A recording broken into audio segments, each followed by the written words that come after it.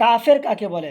কাফের কাফের একটি আরবি শব্দ, যা আরবি কুফুর ধাতু থেকে আগত, যা হলো শাব্দিক অর্থ হলো ঢেকে রাখা, লুকিয়ে রাখা, এবং এর ব্যবহারিক অর্থ হলো অবাধ্যতা, অস্বীকার করা, অকৃতজ্ঞতা। এটি ইসলামীর তথ্যলিপিসমূহ বাহুল ব্যবহৃত একটি শব্দ। সাধারণত অবিশ্বাসী হিসাবে একে অনুবাদ করা হয়। যে ব্যক্তি কুফুরের কাজে লিপ্ত হয় তাকে কাফের বলা হয়। বিশ্বের সমগ্র সৃষ্টি আল্লাহর অস্তিত্ব ও একত্বের প্রমাণ বহন করেছেন।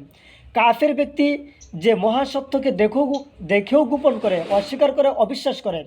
মানুষ সবসময় আল্লাহর অসংখ্য নিয়ামতের মধ্যে ডুবে আছে। আগুন, পানি, আলো, বাতাস সব কিছুই আল্লাহর দান। মানুষের হাত, পা, চোখ, কান, মস্তিষ্ক, জ্ঞান, বুদ্ধি, শক্তি সবই আল্লাহ তাআলার দান।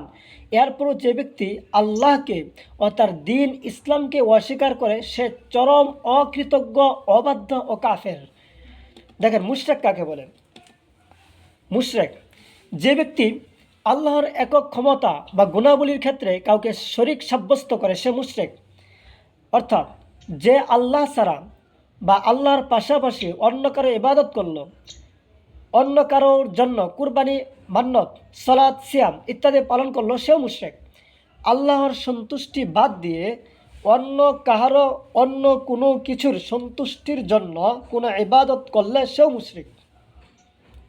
বুঝছেন আব্দুল সবুর ভাই?